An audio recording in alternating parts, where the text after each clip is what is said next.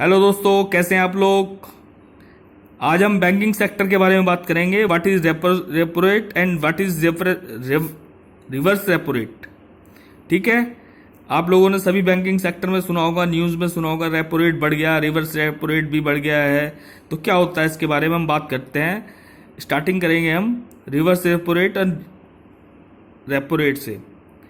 Comparison criteria लेते हैं lender and ब्रोवर।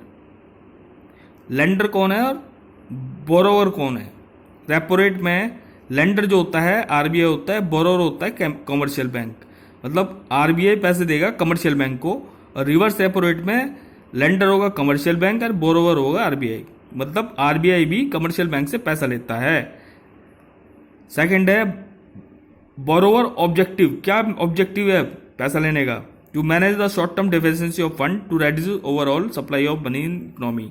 Repo rate का तो एक आरबीआई का एक मोटिव होता है कि manage short term deficiency of fund, मतलब मार्केट में जो डेफिशिएंसी ऑफ फंड है उसको कंट्रोल करना और उसको मार्केट से दूर रखना।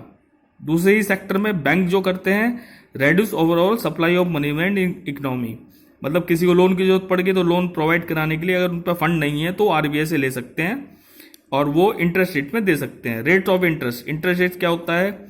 Higher than reverse repo rate. जो आरबीआई लेता है, अगर किसी बैंक को फंड देता है तो वो उसका इंटरेस्ट रेट ज़्यादा रहेगा कंपेरेटिव टू बैंक के। अगर बैंक आरबीआई को लोन देता है तो उसका इंटरेस्ट रेट कम रहेगा। Interest charge applicable, interest charge कैसे एप्लीकेबल करता है?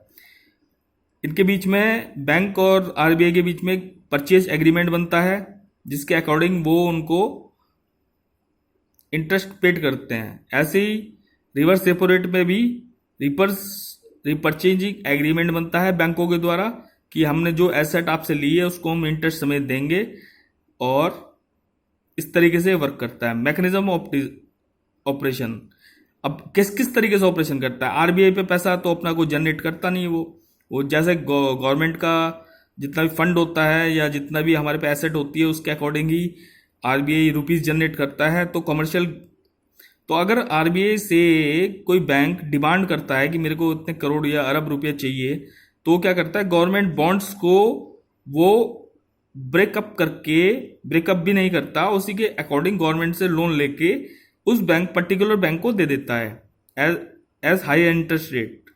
और कमर्शियल बैंक जो होते हैं वो डिपॉजिट के एक्सेस करके अपना फंड जनरेट करके वो आरबीआई को अपना लोन वापस कर देते हैं। यानी कि अगर आरबीआई गवर्नमेंट बॉन्ड से फंड लेकर किसी बैंकिंग सेक्टर को फंड देता है तो जाहिर सी बात है कि बैंकिंग सेक्टर के डिपॉजिट में कमी आएगी, और लोन, अगर पर्सनल लोन है, हाउस लोन है और या अदर्स लोन है या व्हीकल लोन है, उसमें बढ़ोतरी आएगी।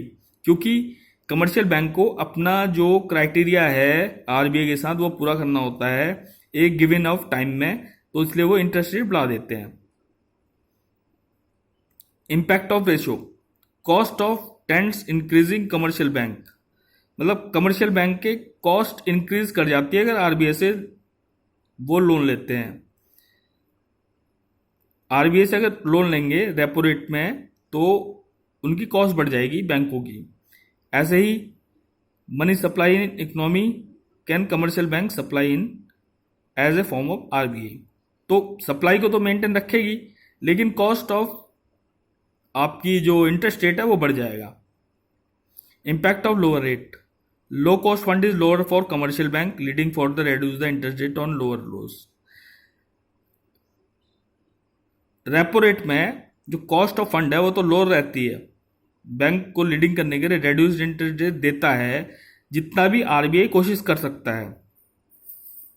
Money supply in economy increase in RBI and reduce deposit RBI rate.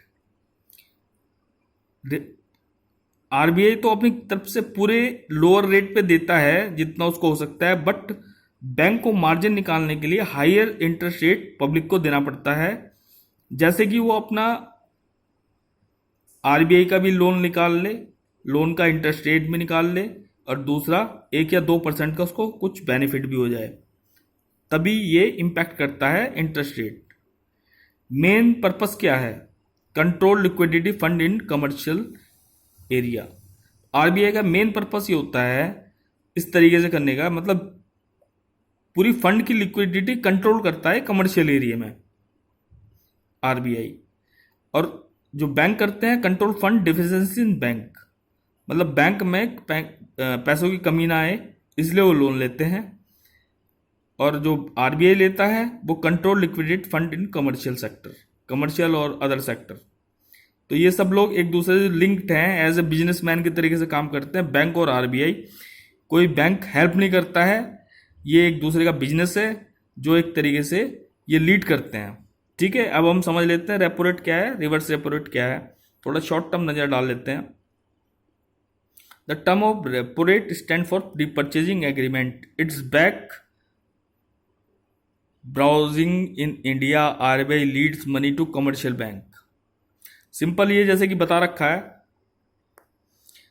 जो रेपो रेट होता है वो एक रिपर्चेजिंग एग्रीमेंट होता है बैंकों के साथ, जो आरबीआई लीड करता है मनी टू कमर्शियल बैंक। एक रिपर्चेज एग्रीमेंट होता है कि भैया आपको, अगर आपने मेरे से इतना रुपया लिया है तो आप इतने रुपये इंटरेस्ट रेट पे आप हमारे को इतना पैसा देंगे, एक टेन्यूर टाइम के अंदर। जैसे अगस्त 2019 का रेपो रेट है 5.40। ठीक है, ऐसे सेम होता है रिवर्स रेपो रेट।